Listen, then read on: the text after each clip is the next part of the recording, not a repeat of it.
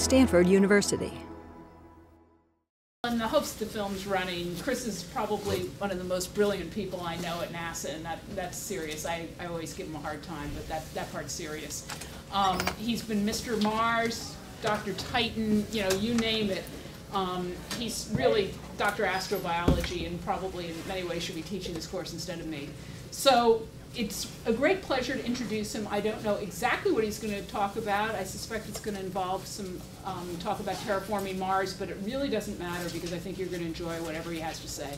So Chris, take it away. Thanks.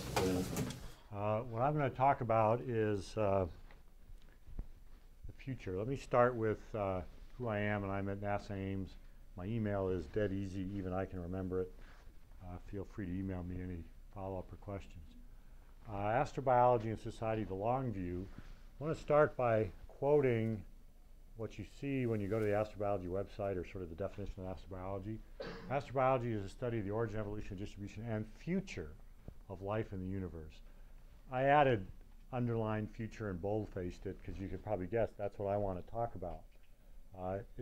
First I want to make a meta comment that with astrobiology, it's the first time that NASA in its science program has considered the future. Up until now, and virtually all of what NASA science does is looking at the current state of the universe and how it got to be where it is. But the astrobiology program is the first program to start asking the question about the future. Well, I like the future. I'm a big fan of the future. And the reason is, as Doc said, you all recognize this quote maybe, your future is whatever you make it. None of the other aspects of this involve any human choice. We can't choose about the origin of life. We can't choose about the evolution or distribution. Those are facts that nature presents us. But the future is not a fact that nature presents us. It's a choice that we involve. We are participants in the future. So I think the future is very interesting. And so I want to focus on that part because looking at the agenda, I see that you have a lot of really talented folks talking to you about the rest of the parts. So I want to talk about the future, and not too far in the future, but just a little bit. So first I want to say, well, what is the future for astrobiology? What is its goal? Some time ago, there was a workshop here at Ames called Astrobiology, the Long View, and they asked us to talk about what are the long-term societal implications. I thought, well, what is the purpose of astrobiology looking forward?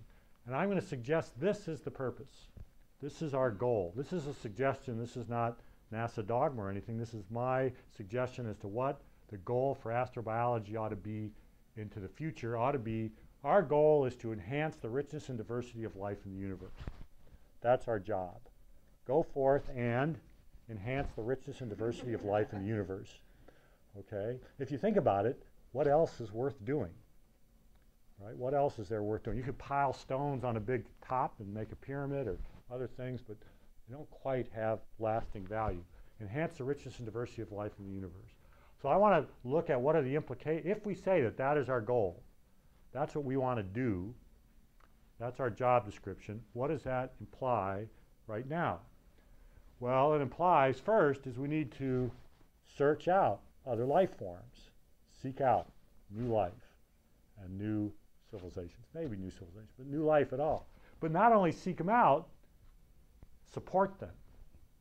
So there's an active verb in there. We don't just seek them out because this is the future and we're making choices. We not just seek them out, we support them. So number one, search for and support a second genesis of life on other worlds. And two, expand life from Earth.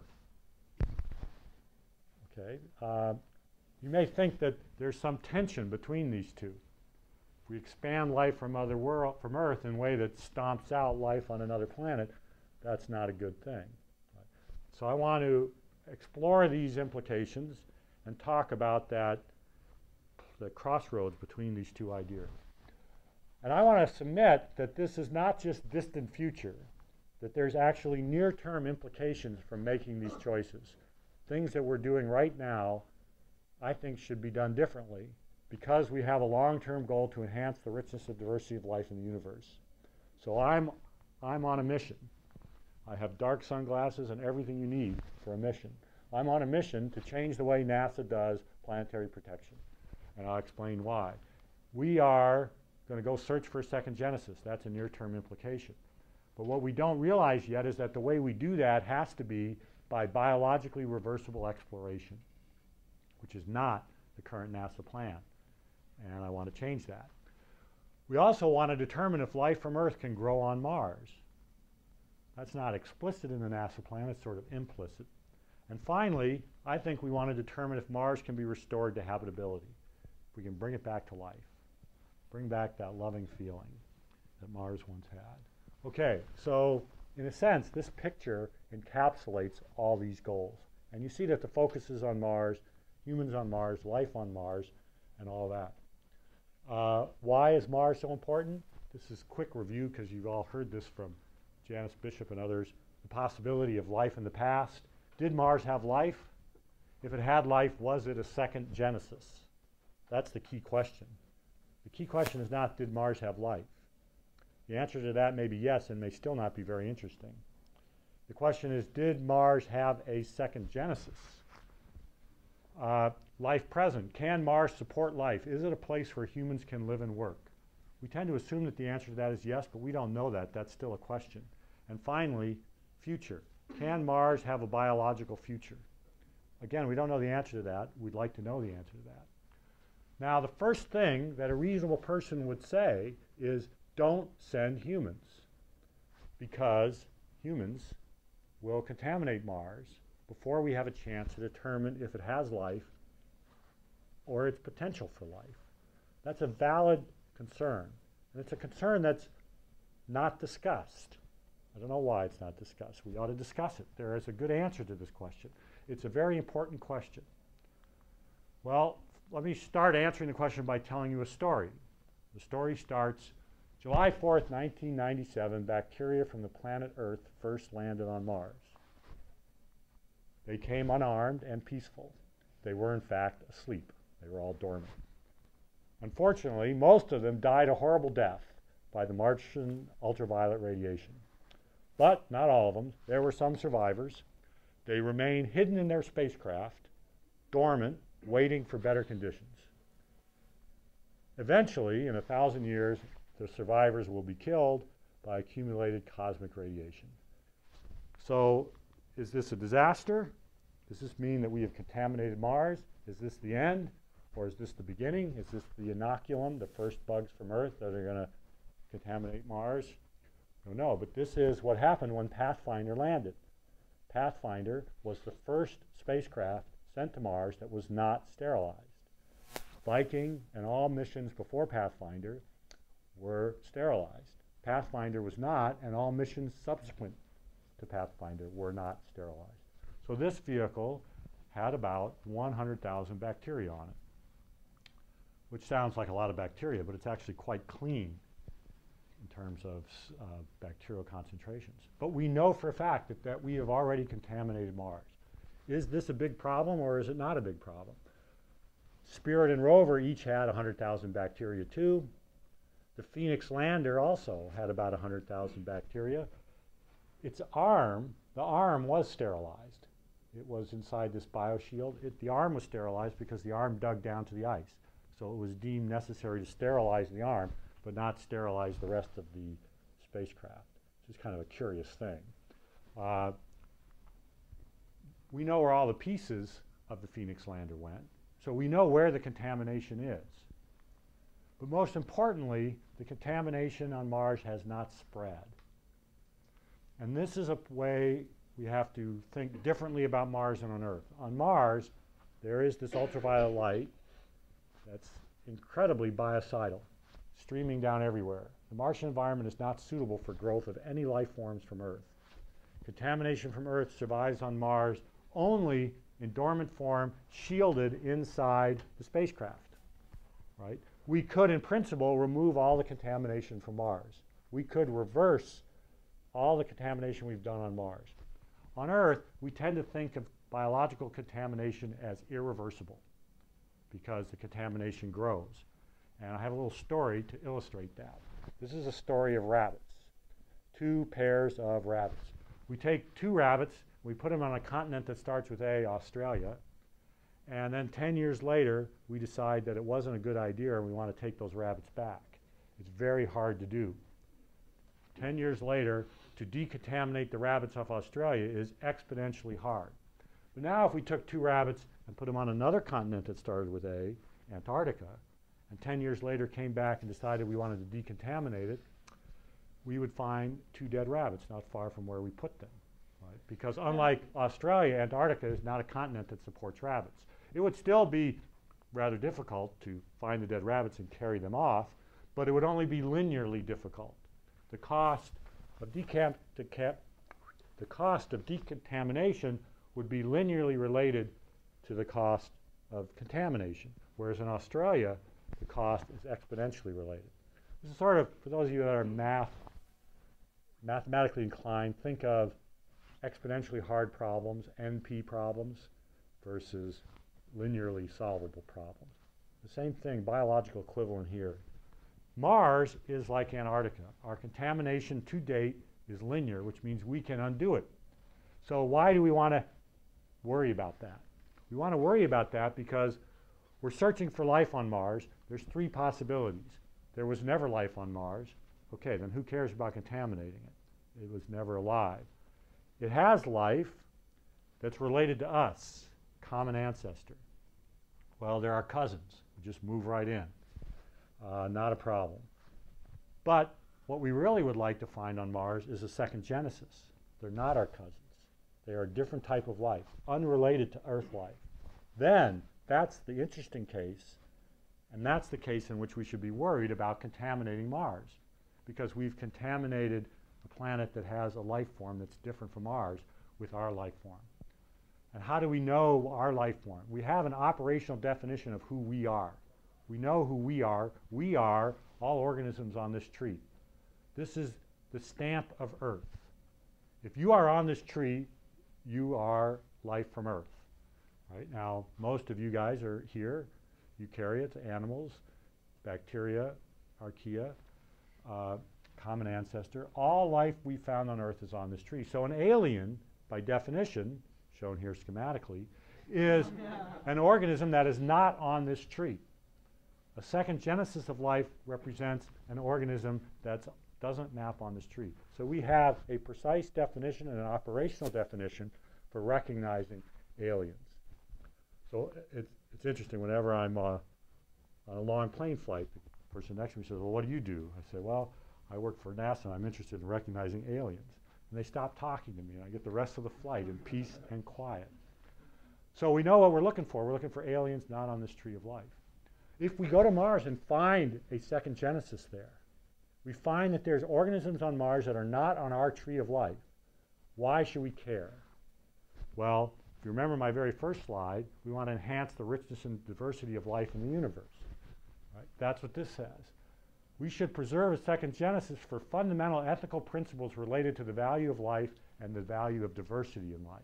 How diverse can it get that we have a completely different type of life? Well, some people don't have ethical principles. Many of my friends don't have ethical principles.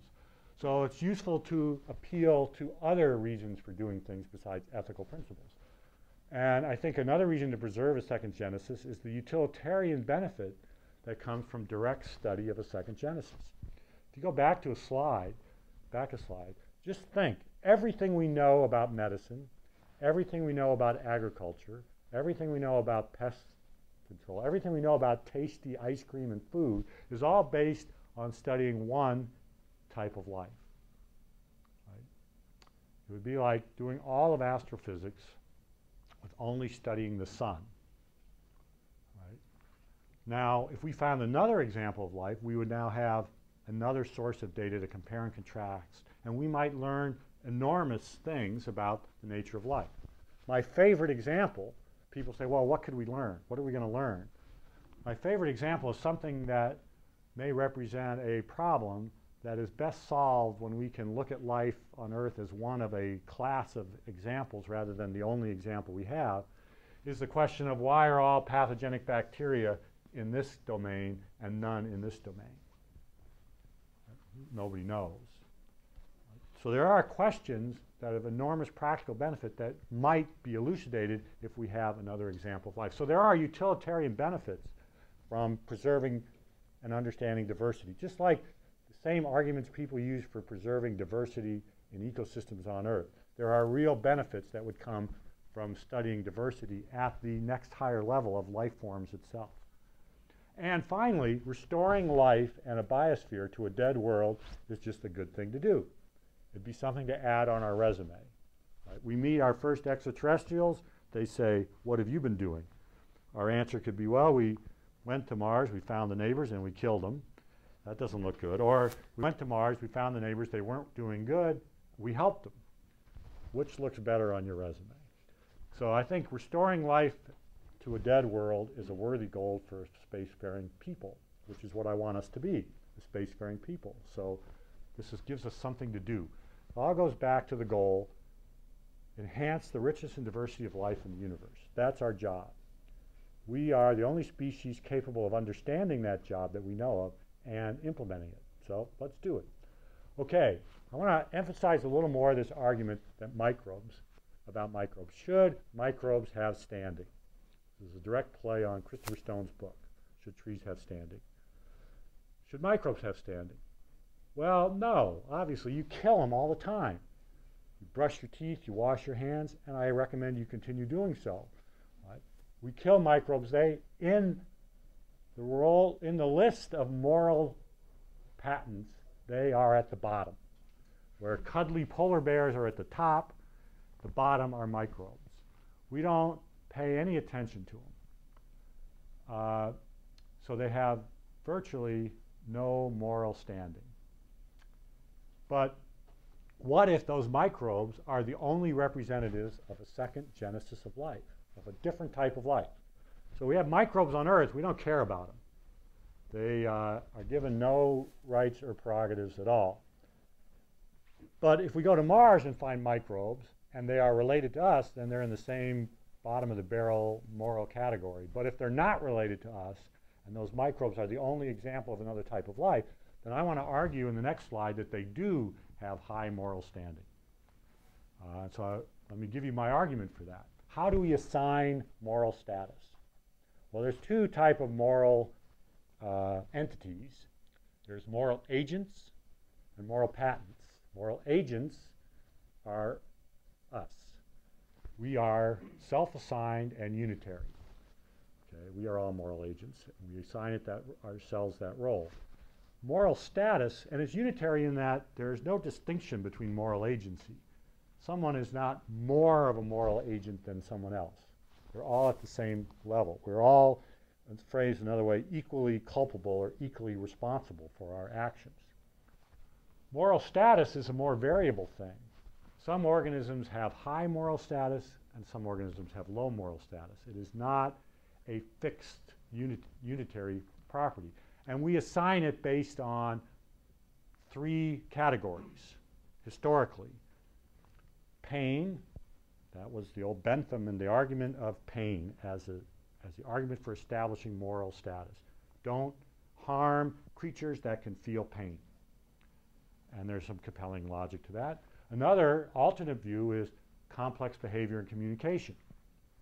Creatures that exhibit complex behavior and communications should have moral status associated to them. So mammals which have complex behavior have a higher moral status than starfish, which don't.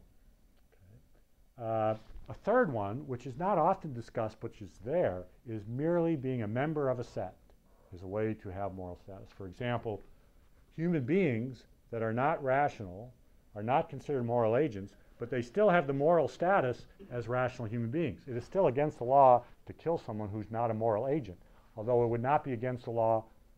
Well, I shouldn't say against the law. You would be culpable if you killed someone who was not a moral agent, but if that person killed you, they would not be culpable because they are not a moral agent. Right? So and why are they have the moral status? It's because they are members of a set, pure and simple. They are human beings. And so by being a member of a set, they are assigned a certain moral status. Another example of that of is an interesting status is cow preservation in Hinduism, where that's an example of a set where an organism has a certain moral status by merely being a member of a particular set, namely cows. Some people argue that life is another such set, that just being alive should assign to an organism moral status, just for being alive. So to summarize, there's two sets that we have now, which being a member of gives you a certain moral status, humans and life itself. Okay? Humans and life itself. Now, suppose we find on Mars alien microbes. We now have three sets. We have humans, we have life 1, and we have life 2 as a completely different set. And so my argument is that microbes which score low moral status based on pain, complex behavior, and communication would have high moral status as being the sole representatives of this new set, life 2. Okay. So I've gone around and around to try to make this argument in a rigorous way, because I'm going to ask that we start spending money, millions of dollars, based on this conclusion.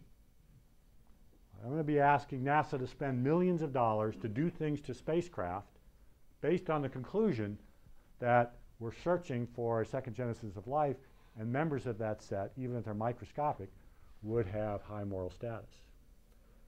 So what am I asking us to do is to do what I call biologically reversible exploration, which means we track all landing sites and pieces on Mars. We know where every piece of thing we sent to Mars is. We design in the use of UV sterilization in Mars, and if we do anything below the subsurface, we have to sterilize it rigorously. The point is that we have the capability to go to Mars and pick up all the litter. Every single piece that we sent there, we need to keep track of so we can go pick it up, pack it out, right? Every piece. So what are the implications of that? Well, it changes the basis of planetary protection. NASA is subject to international rules of planetary protection that are set by a committee called COSPAR, and the purpose of those rules are to preserve science. So the rules are to keep Mars clean for future scientific experiments. It's sort of like don't make a mess in the chem lab so the people coming behind you can use it.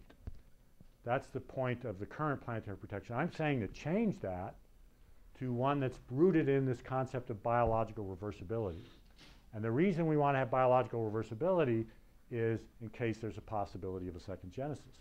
It doesn't really, this change doesn't have much change for current robotic missions. We still don't need to sterilize the spacecraft. You can still send them contaminated as we do now because the contamination doesn't spread and the contamination is reversible. It also provides a basis extendable to human exploration. You can't sterilize humans. You can't do human exploration if you were to take the view that you would sterilize everything. But if you take the view that you're going to make things reversible, then you can do human exploration. And what it does is it preserves future options at reasonable cost in terms of if we never find life on Mars, then we don't need to decontaminate it. If we do find life on Mars, and it is a second genesis, then we have the option to decontaminate it. We are not like the rabbits in Australia, where there really is no option to decontaminate that, as long as we don't do anything that's not reversible. So it's well known that the computer science revolution of the last 4 decades has introduced a whole new paradigm and a whole set of words into our culture. My favorite one is undo, right? The undo button, whoops, Control Z, ability to hit undo. And that's the metaphor I want to apply here. Robotic and human exploration of Mars should be done in a way that is biological reversible. We must be able to undo our contamination of Mars if we discover a second genesis of life. That undo button, what a great concept, undo.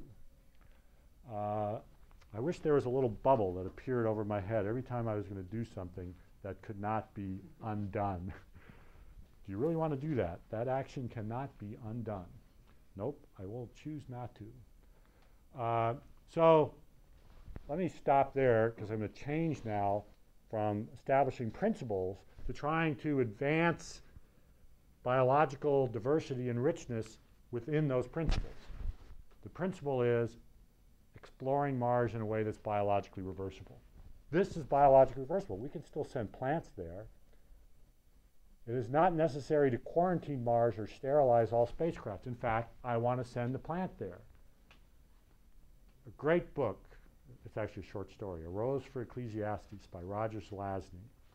There's a great quote in that. There has never been a flower on Mars, she said, but we will learn to grow them. And I have been pushing for a mission that will plant a single plant on Mars, using the Mars soil and atmosphere for plant growth module. Now this drawing is an artist's conception, and obviously the module is probably not going to look like a bell jar like that, and it's not going to be a rose. This is a takeoff from The Little Prince, but it illustrates the point. The first organism, here's the reasons to do it, the first organism to grow, live, and die on another world. The presentation earlier on the Russian spacecraft was interesting in that it noted Laika was the first organism in space. It was a dog. Yeah, it was a dog. Humans were not the first in space. So you say, well, what will be the first organism to Mars? I bet it'll be a flower. And there's a lot of reasons why a flower. You could do it in a way that's consistent with planetary protection and so on, and biologically reversible as well. And we'll probably do it on the moon first. So here's my model. Fly me to the moon. Sending life from Earth beyond. I argue that life is the gift from Earth. It's what we have that we can contribute. And we want to see how well that gift takes. And one step will be to see if plants can grow. Because if we go to Mars, even as humans, we're going to need plants. And plants are the root, so to speak, of the biosphere. So if we imagine plants on another world, we need life on another world, we need plants. Now, at the same time, we're seeing if plants can grow on Mars, and we're there as humans exploring Mars, biologically exploring it. We're looking for a second genesis. And if we find it, we have to undo all of this. This is, if there's a second genesis on Mars, this is contamination. If there's not a second genesis on Mars, this is inoculum. But we don't know the answer to that question. So we have to proceed in a way that either path is possible, that we can reverse our contamination. So it's sort of like quantum mechanics. We have to keep both states active at the same time. Life on Mars, second genesis. No life on Mars, second genesis. And you can't, some people have argued, well, can't we explore Mars without contaminating it, remotely from Earth, and answer the question first? And there's two reasons why we can't do that. One is we've already contaminated Mars. The horse is already out of that barn. The second reason is that we just can't imagine exploring Mars without humans there in enough detail to answer the question, is there a second genesis? And there's no reason to do it that way until we know, when we have an option of preserving, doing it biologically reversible. And so this is what I mean when I said that this long-term goal has an impact on what we do now. So I'm going to meetings arguing that NASA should change its present policy of planetary protection to biological reversibility. And the argument for doing that goes all the way out to enhancing the richness and diversity of life in the universe. Now, if we take this idea of enhancing richness and diversity of life to its limit, you might go from this to this. Here's Mars today, here's Mars in the future. Do you notice the difference? There is a difference. The difference is that there's life there, right? And this is an interesting question. I'll come back to it. But first, let me talk about the physics of it. The physics of it is pretty straightforward. Mars, we think, had a watery past. We think we understand how it became the dry world it is today. We think it could have a watery future again. We could restore it. restoration ecology on Mars. Well, we know how to do that. We know how to warm up planets. We're doing it on Earth. And in fact, we had learned our lesson on Earth: when you produce greenhouse gases, don't use chlorine and bromine. They destroy ozone. Ozone is useful on Earth. It'd be useful on Mars too. And we can calculate roughly how long it would take. Here's Mars today. Here's Mars in the future. Think of this as state A and state B. Calculate the enthalpy here, the enthalpy here. Take the difference, divide by sunlight. That's a rough indication of how long it would take, modulo by the efficiency. And in a short, it would take about 100 years to warm Mars. It would take 100,000 years to produce enough oxygen to be breathable. These numbers are based purely on conservation of energy and reasonable efficiencies. So it's very hard to argue around them. So warming Mars is something we could imagine. Making it literally Earth-like is not. But warming it would be interesting. It would then be a planet suitable for life. It would be sort of like Pandora in the movie. Humans would need a face mask. But other than that, you could go out and about. But this raises this, let me go back now to another question that this raises by stepping back a little bit and pointing out that Mars exploration opens up two new issues in environmental ethics, one of which we've already touched on, the notion of a second genesis. This is not something we've ever had to deal with on Earth. Every new continent, every new island, the life we found there has been the same life as us. We have never encountered a second genesis of life before. We don't have any guidelines or tradition for what to do about that. And so we need to form a group, People for the Ethical Treatment of Aliens, PETA, I think is what we'll call it. And I think the immediate implication is what I was saying, biologically reversible. But another point is that we leave the Earth, we again encounter something else that we've never encountered before, which is nature without life. The distinction between life and nature is not a meaningful distinction on Earth, but it is a meaningful distinction off Earth.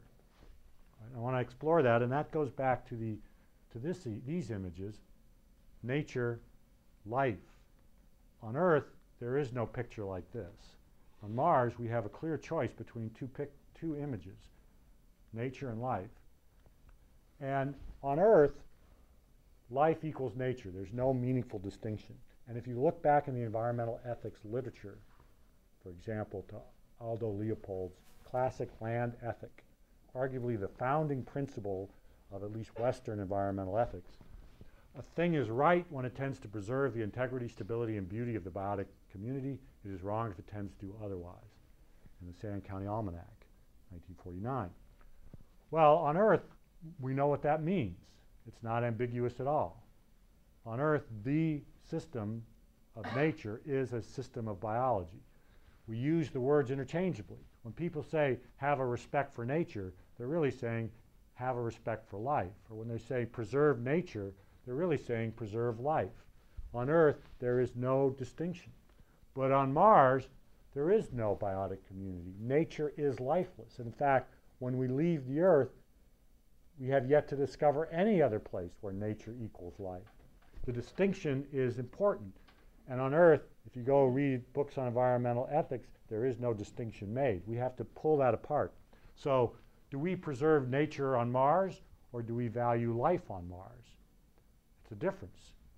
You could preserve nature on Mars and value nature just because it is. It's the naturalistic fallacy. It's been overturned in ethical and sociological literature since the Enlightenment, but in the environmental ethics literature, it still tends to be prevalent, to preserve things because that's the way they are. Just that's the way it is, that's the way it should be. We live in the best of all possible worlds. Dr. Pangloss told us so. So it's got to be the way that God meant it to be. So we shouldn't mess it. The universe has a sign on it, do not touch. Right? But we've rejected that view in many domains, and I think we probably should reject it in this domain as well. That doesn't mean that change by itself should be valued, but there's some more deeper value than just the way things are as a basis for the way things ought to be. So to get deeper, we need to figure out what exactly is it that we're trying to preserve. What is the normative axiom in which we can base an ethics that can be extended beyond the Earth? And there's really three possible approaches. One is preservation. Don't touch anything. The other is utilitarianism, wise stewardship.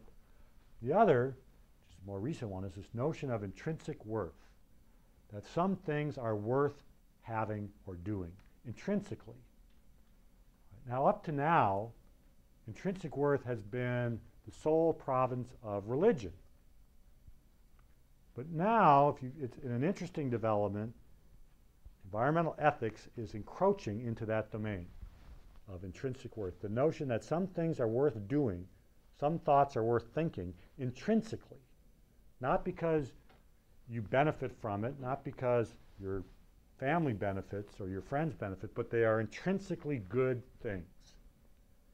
Think about that. In history of Western civilization, at least, that has only been found in religion. Now we are sticking it into environmental ethics.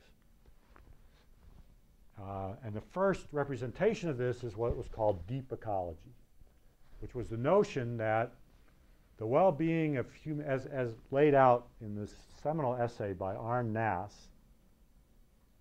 I just have the first two tenets, which are the ones that are relevant here. The well-being of non-human life on Earth has value in itself, independent of any instrumental usefulness for limited human purposes.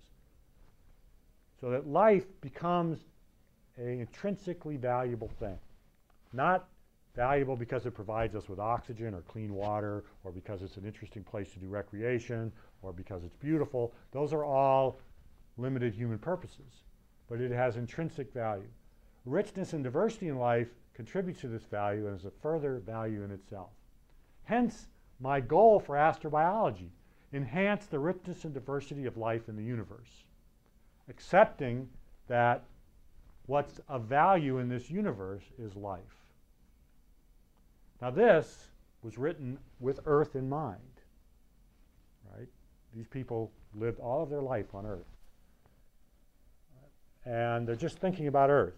But I argue that the same approach can be applied beyond the Earth. So would a rich and diverse biosphere on Mars have value? More than the fascinating but dead world we explore today. So when we leave the Earth, we have to choose between environments that have no life and environments that could support life if we so chose. It goes back to the notion that the future is ours to choose. Mars may never have life left to its own devices, but left to our choice, it might. And if we take as our goal enhancing the richness and diversity of life in the universe, then I would say we should make that choice. There's more practical reasons, of course, for wanting to understand how to create a biosphere. This is a blatant appeal to authority. My background is in physics, so the authority is Feynman, of course. On his chalkboard, he wrote, "What I cannot create, I do not understand." Standard physics approach, right? Take it all apart, put it all back together. I did it with my motorcycle in high school. I didn't know how it works. I thought, well, I'll just take it all apart. So I took it all apart, spread it all out, all the way down to the crankcase and the gears and the rings, and I put it all back together and it wouldn't start, of course.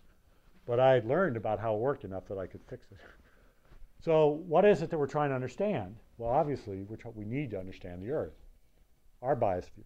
And so the prospect of creating another biosphere could be viewed as a practical utilitarian benefit in learning how to manage ours without taking it apart first. Right? But to me, at least, although there's a utilitarian benefit for doing all the things I mentioned, the real reason to expand the richness and diversity of life in the universe is itself.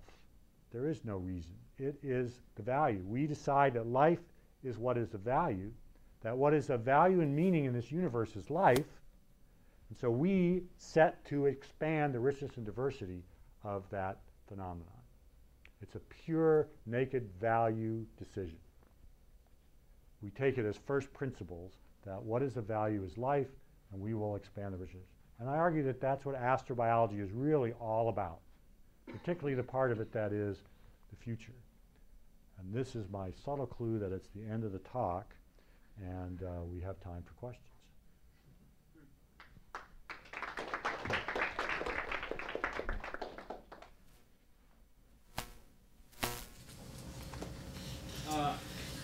I'm going back to sort of the environmental ethics claims.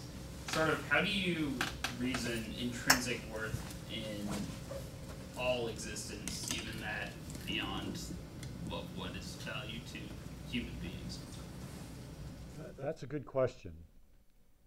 And you're really pointing at axiom 1.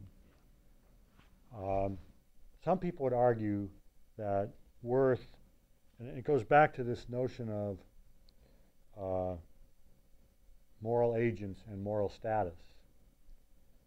It's sort of a contradiction here in what I was saying, in that if you remember back to when I talked about moral status, I said moral status is assigned by moral agents.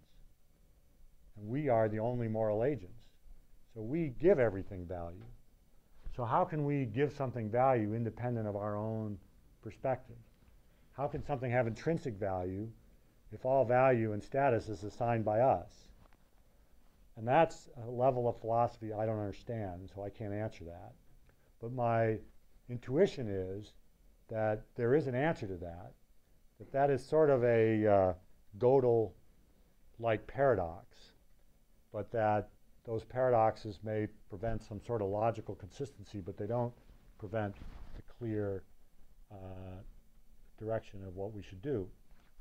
Those Gödel-type paradoxes are things like, you've heard them before, there's a card, and what's written on it is, the statement on the other side of this card is false, and on the other side of the card is a statement, the statement on the other side of this card is false. And obviously, both statements are true and both statements are false, and it's impossible to reconcile them. And we have a similar, and that can be, Gödel generalized that and showed that that was true of all logical systems, that it was impossible to create a logical system that did not have within it axioms or conclusions that could not be proven within that logical system. The famous incompleteness proof. And here it's pretty obvious.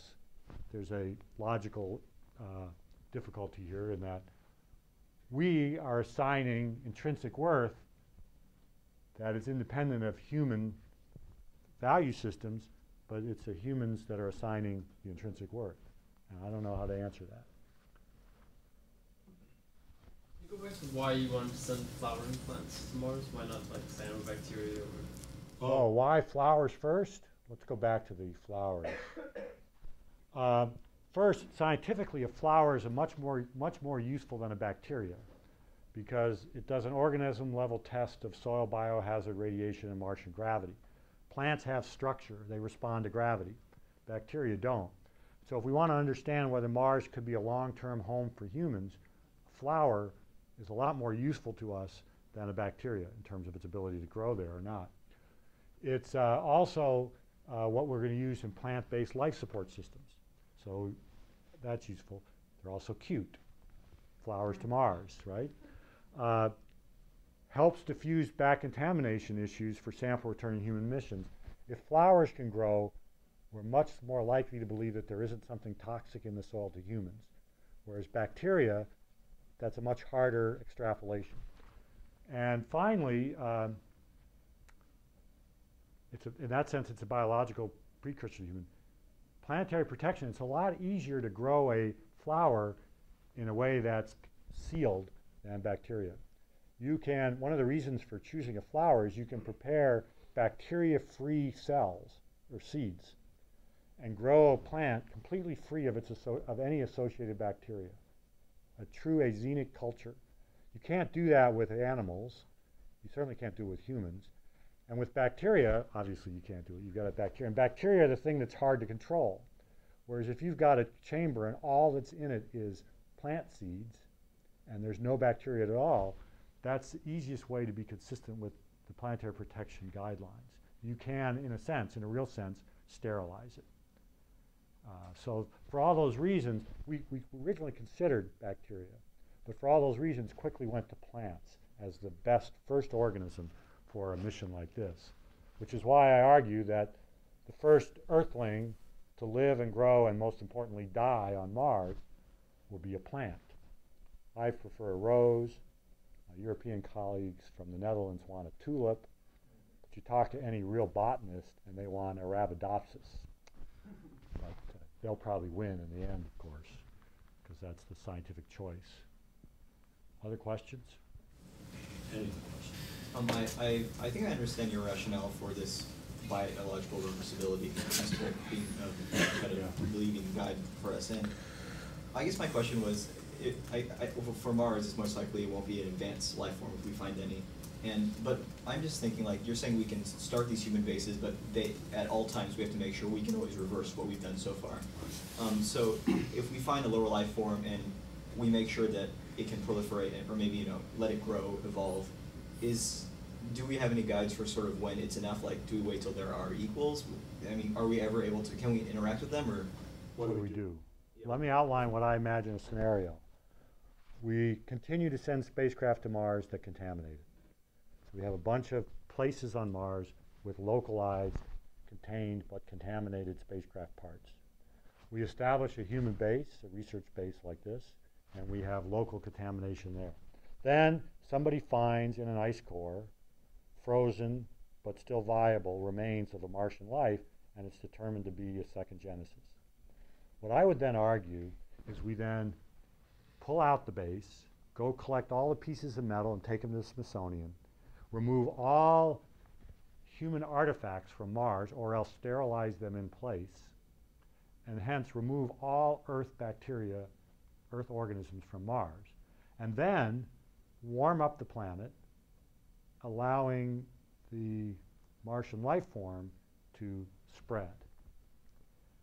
So we still enhance the diversity and richness of life on that planet, but now it's with the indigenous genome instead of sharing our genome or imposing our genome. And we then quarantine the two worlds.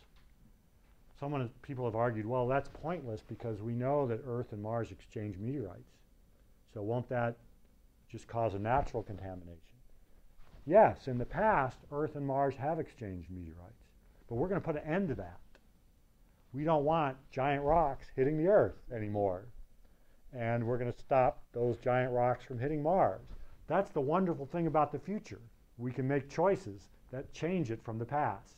The fact that in the past, Earth and Mars have exchanged rocks and been hit by giant impactors is true, but that doesn't mean that the future must also have that. So it is possible that we will not just enhance life on Mars and allow it to spread, but quarantine it, not just against our actions, but against natural actions, which would cause a cross-contamination as well. And it would be somewhat of a minor miracle that they hadn't cross-contaminated already. Despite my enthusiasm for a second genesis on Mars, I would say if I was betting, I would bet that what we'll find on Mars is more things on our same tree because of this cross-contamination. But we have to keep looking. We don't know unless we look. Question, I'm just curious, how controversial are the things you've been presenting? I mean, in terms of, like, I never say anything that's controversial. I'm Mr. Down middle of the road NASA scientist. Nothing that I say is controversial in the sense that I fully expect that COSPAR will implement my approach to planetary protection. The important reason is it doesn't cost anything. It's not much of a big change. It's more of a philosophical change. But it's a philosophical change that's consistent with the reason we're exploring Mars in the first place. So I'm not really swimming upstream against. I don't find a lot of resistance to these ideas. What I think I've done that other people haven't done is just sit down and think through the logical implications of what we're doing. We're searching. The reason we're going to Mars is to search for life. Why are we searching for life? Because we want to find something different. You mean we're looking for something that's different from us? Yeah. Well, if we find something that's different from us, how do we treat it? Most people involved in the program don't think things through. They just say, oh, we're going to Mars to search for life. Full stop. That's as far as the thought process goes. But when I force the logic through, nobody says, oh, no, that's wrong. If we find bugs on Mars, we're going to go in and we're going to exterminate them with laser beams. right? I haven't had any response like that. I don't mean in that sense. I guess I'm just curious about the idea of, I mean, we've already, even the words you're using, contaminated Mars, it seems like there'd be more, I don't know, more debate about that question of whether it's okay that we're, not what to do once we find life, but the fact that we're sending our stuff in. It's interesting you say that, because we've been doing that for 15 years now, contaminating Mars. But there's no debate. And most people are surprised when I tell them. Most people think that we sterilize spacecraft that go to Mars.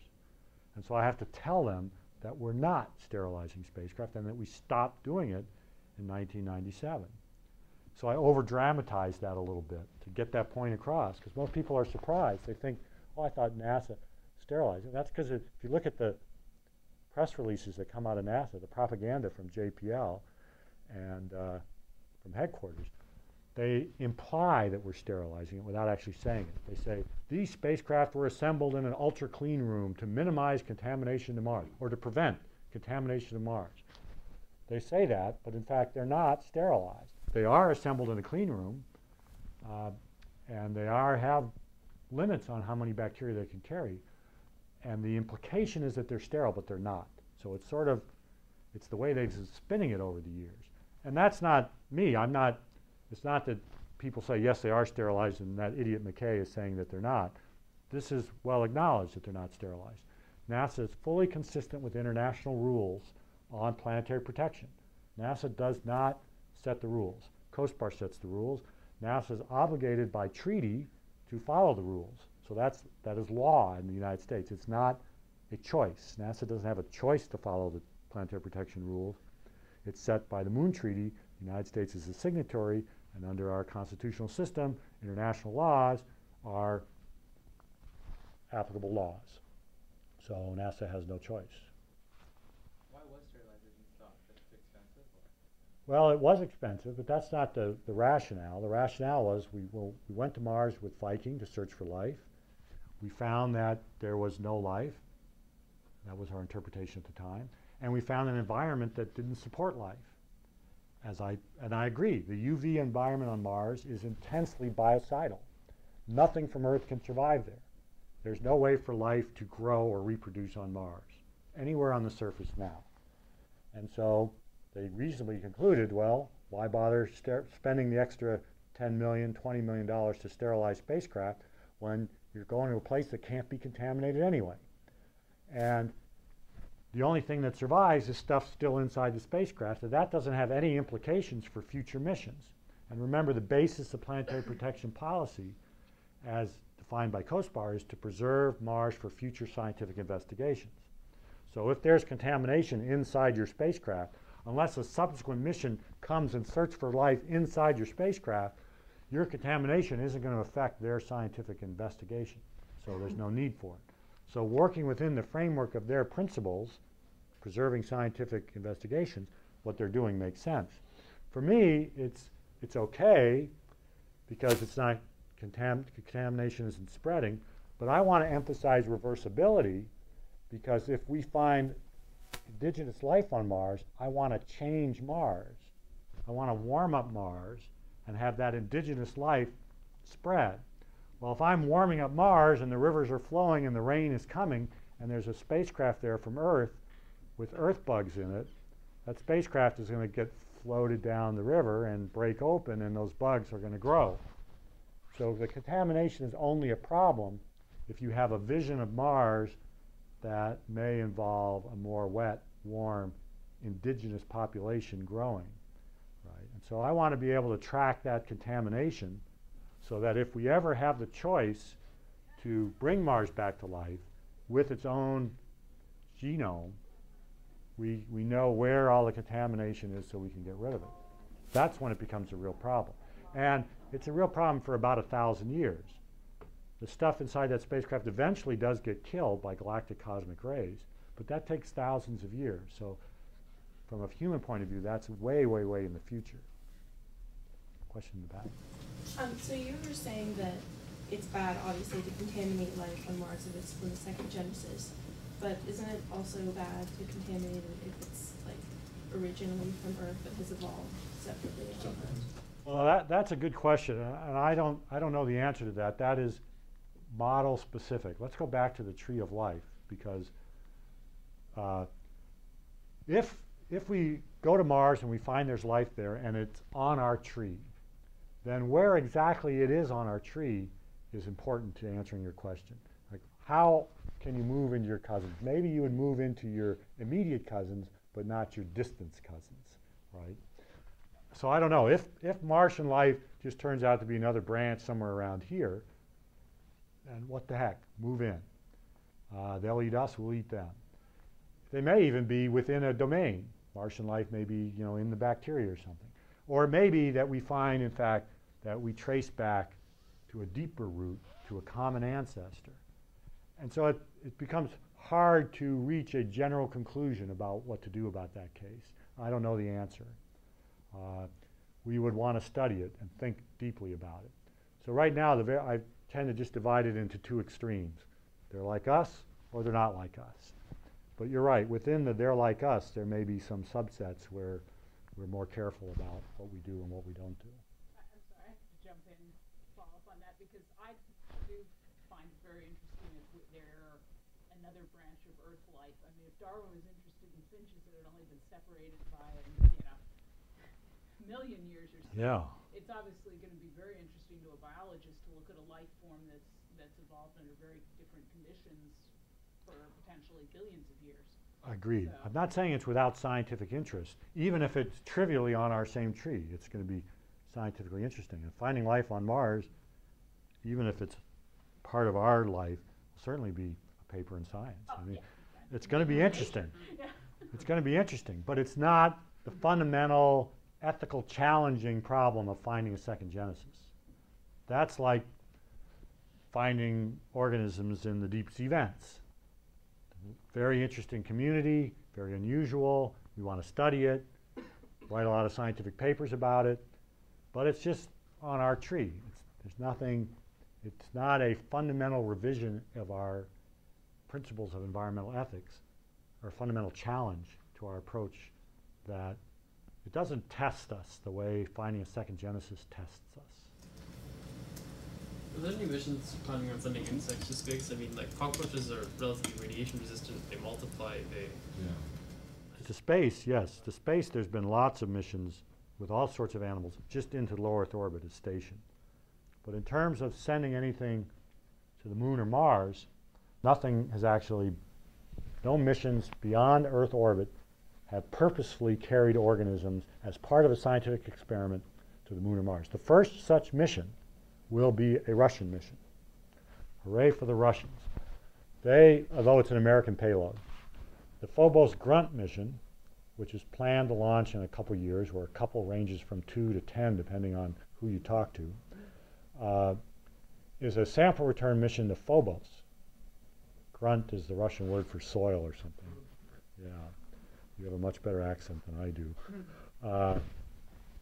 And on that mission, there'll be a little capsule called the Life Experiment, which will be a bunch of Earth bacteria put inside a jar, and they will just ride to Mars and ride back. And then we'll see if any of them are still alive. Round trip to Mars, how did you take it? Did you like the food? Did you like the movie? And that'll be the first time organisms from Earth will be used in a scientific experiment beyond low Earth orbit. And I would have liked it to be the plant growth mission to be the first one, but I guess I'm happy to be the second. We proposed this a couple years ago. In fact, the Phoenix mission to Mars is a little bit of NASA trivia history.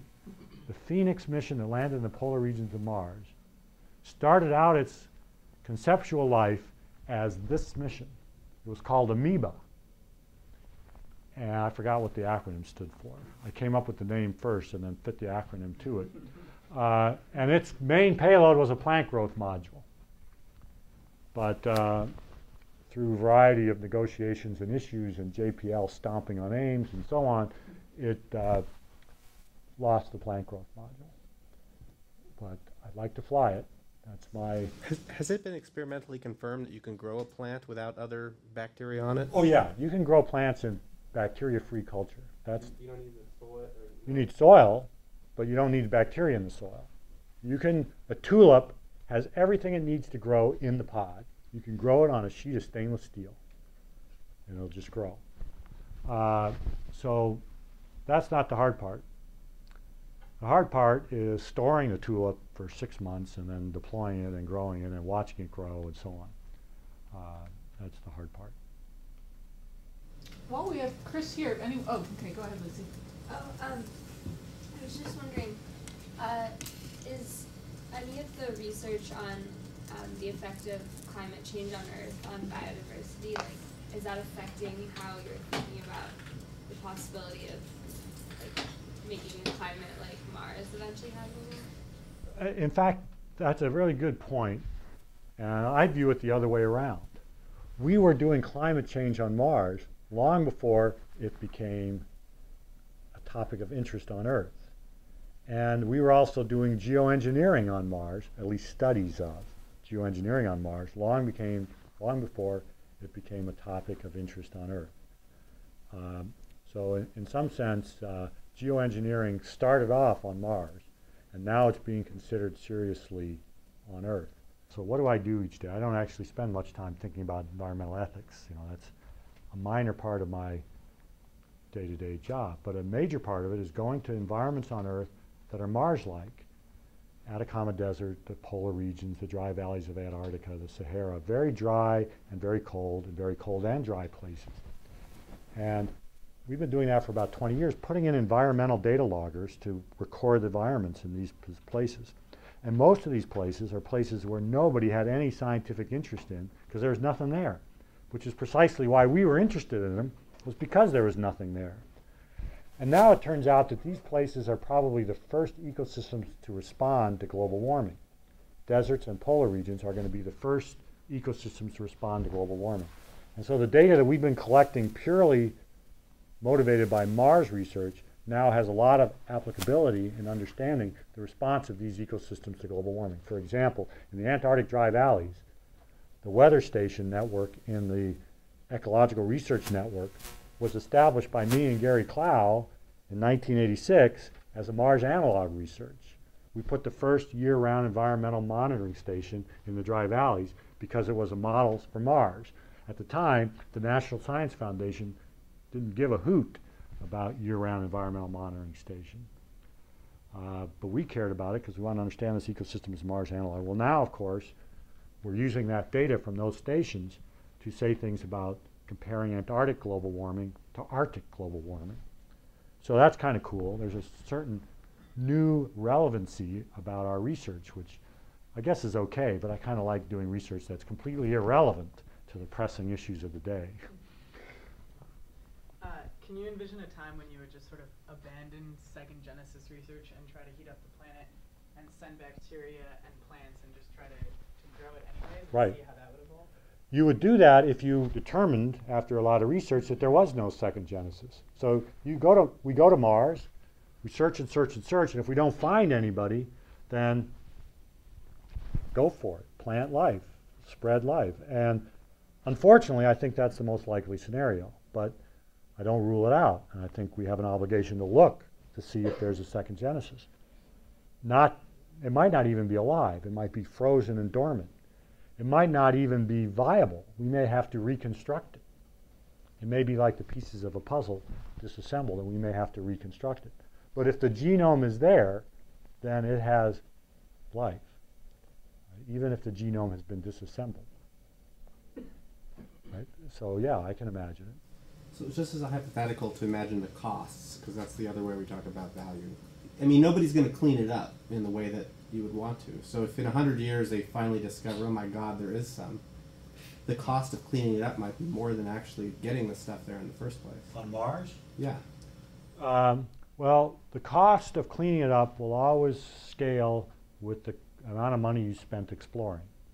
So when we send humans, it's a lot of money, which means cleaning up is going to be a lot of money. But my hypothesis is that the amount of money we invest in the scientific exploration of Mars will be small compared to the amount of money we're willing to spend if we find a second Genesis. Because that is a big prize, no matter how you look at it. Even if you look at it purely in a utilitarian point of view, finding a second Genesis will open up all sorts of possibilities biochemically and in many dimensions that would motivate much larger resources than the exploration of Mars currently commands. Right now, we spend about $500 million a year in the exploration of Mars. And this picture may be $1 billion a year, maybe $2 billion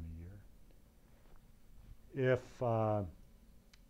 If we find a second Genesis, then I think we should be thinking in terms of National Institute of Health budgets, not NASA Mars program budgets. And then we're talking $100 billion a year.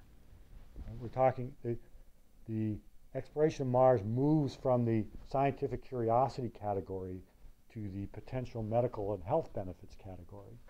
And then the bucks go up. Correctly, I might add. I'm a big fan of health and medicine.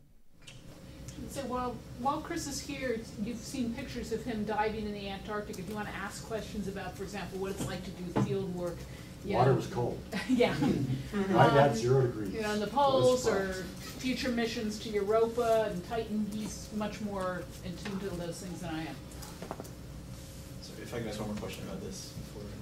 So from this utilitarian angle you were saying, which is not your first chosen one, but a possible argument against this, what if someone said, like, we explored Mars in this biologically reversible manner and found life, and it turns out we only found 1 or 2 species, say, of like a bacteria, and like, you know, there's this Earth concept of these like national parks and preserves. Like, what if we just said we'll preserve it on Earth or there, but we'll also expand at the same time? You know, we can still get the medical benefits from testing this organism we found and the commercial benefits. We're just not going to waste the money sterilizing and not taking advantage of all these resources that we now have. That's a good argument. My counter to that argument is that most of the benefit we'll get from studying another type of life will be studying it as expressed in a global ecosystem. So just having it in a jar in the lab will give us some benefit, sure, but seeing it expressed in a global ecosystem will give us so much more. And we see that on Earth. We see interactions in the ecosystem level that you only would see out in an ecosystem. You're not going to see it in a jar. Everything from animal behavior down to interactions and stability of ecosystems and so on. And our challenge, and hence the knowledge to be gained, is not just at the biochemical level, but it's at all levels of biological organization, from the biochemical details to the organizational systems and the ecosystem and the biosphere. So I would argue, the counter-argument is that we gain much more than the cost of a few $1 billion in cleanup if we go the full scale and let it become a global biosphere. And it would also just be a good thing to do. Remember, our big goal is enhance the richness and diversity of life in the universe. And it's the approach that you outlined is one that's constrained within a scientific paradigm. You know, we're going to study it, that's it. But I guess what I'm trying to say is that the future is informed by more than just science. Science is part of that, but choosing to make our goal enhancing the richness and diversity of life in the universe is not a statement about science. It's a statement about value, and science is a way to contribute to that, right? And so that's why, as you said, my real argument against that is not our values, right? But even in the utilitarian camp, which we are often forced to couch our arguments in, I think you can win the argument as well, if you talk loud enough.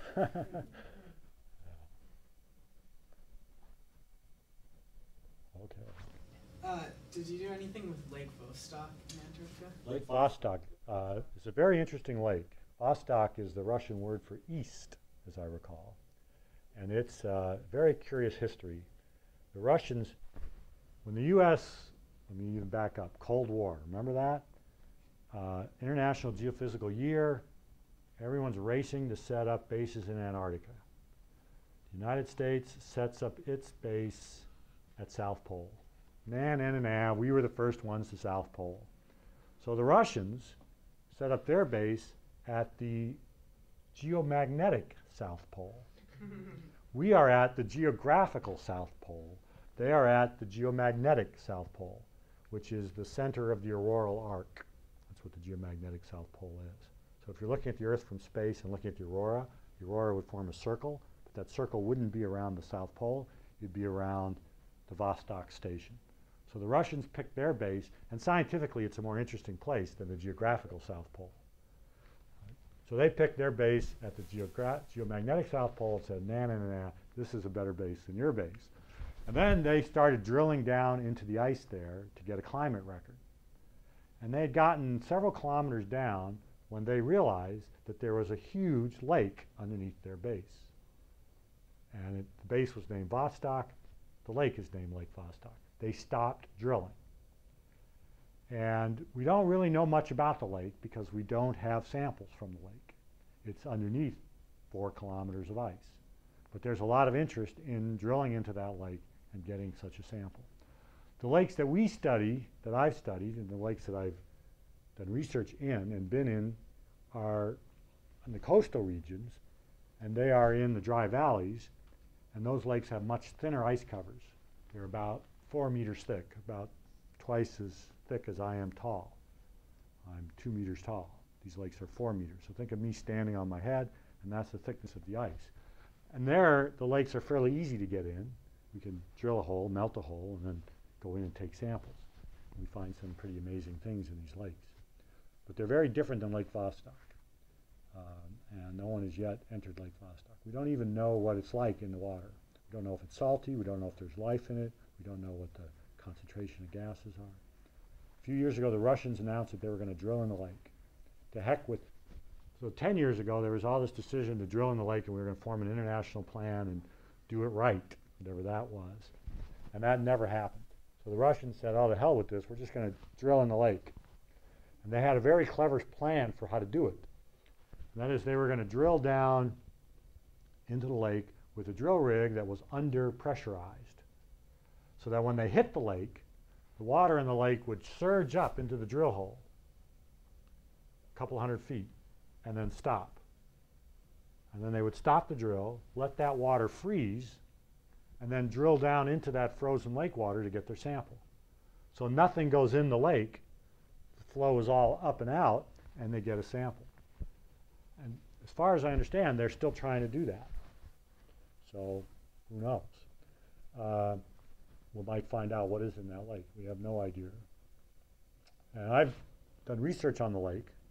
Obviously never been in it, or I've never been to Vostok Station. I've been to one Russian station in the Antarctic, and that's quite an experience. Novolazaretskaya Station in East Antarctica. Okay, no other questions. How are we doing on time? Are we done? We're nearly done, but I had one other question though, because I'm curious and I don't stay on top of it. Where do you see, what do you think the next mission to Europa is going to be? Well, NASA has selected it as the next outer solar system flagship mission, a Europa orbiter. So it'll orbit Europa. It won't land. Nothing will land. It'll orbit. Map out the ice and map out the thickness of the ice and hopefully find the landing site. When would it be? When would it launch? Oh, I forget. It hasn't. I don't think a launch date has been chosen, but it's probably 2018 or something. In a rough rule of thumb, it's 20 years from talk to data on outer solar system missions. So when we first start talking about a mission to when the data comes back, it's 20 years. I remember Cassini. It's 1985, April 18th, 1985. I started working on Titan. And January 15th, 2005, we got the data back.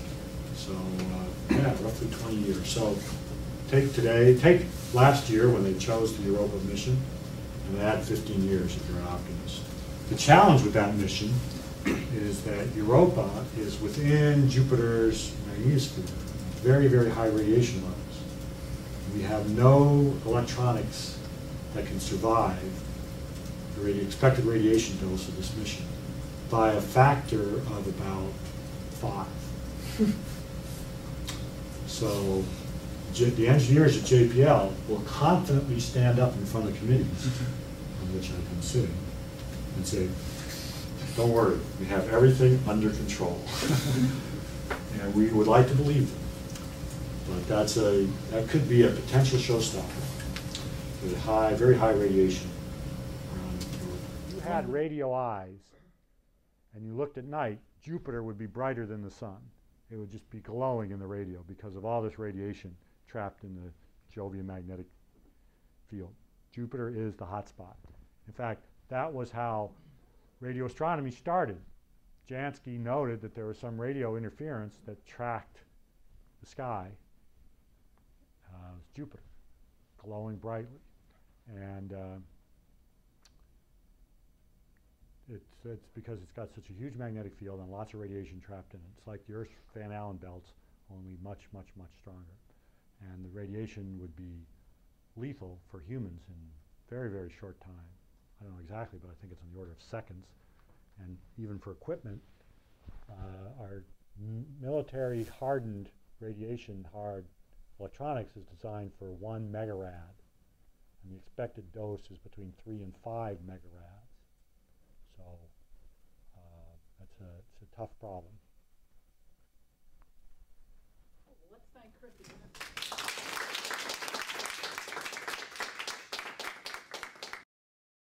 For more, please visit us at stanford.edu.